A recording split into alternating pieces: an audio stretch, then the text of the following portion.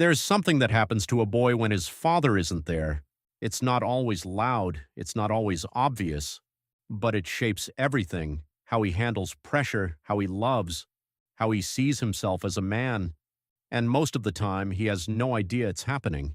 If you grew up without a father, whether he left, was absent, was emotionally unavailable, or simply wasn't present in any meaningful way, this video is for you. We're going to talk about the psychological patterns that develop in men who didn't have that foundational male presence.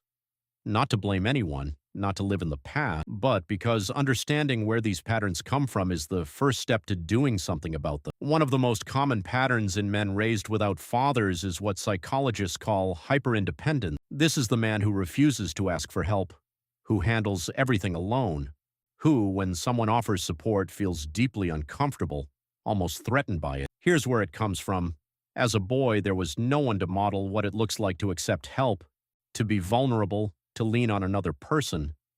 So the boy adapted. He learned to need nothing. He turned that into an identity. The problem is, hyperindependence looks like strength from the outside, but on the inside, it's exhausting. You carry everything. You trust no one fully, and somewhere deep down, you know that if you ever stop being self-sufficient, you wouldn't know who you are. Men raised without fathers often develop an internal engine that never turns off, a relentless drive to prove something, prove they're enough, prove they're successful, prove they don't need anyone, prove they didn't turn out broken. This can drive enormous achievement. Many of the most driven men you'll ever meet come from fatherless homes. But here's the dark side. No achievement ever feels like enough. You hit the goal and immediately move to the next one. There's no moment of rest because the thing you're trying to prove can never really be proved. Emotional unavailability is one of the most painful inherited patterns. When a father is absent, especially during early childhood, boys don't learn the language of emotional connection from a male figure. They see it as weakness, or worse, they simply don't see it at all. So as adults, these men often struggle to name what they feel. They can tell you what happened, but not how it made them feel. In relationships, they're present physically but absent emotionally.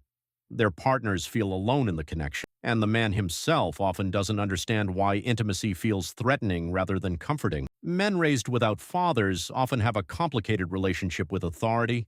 Some rebel against it completely: bosses, institutions, rules.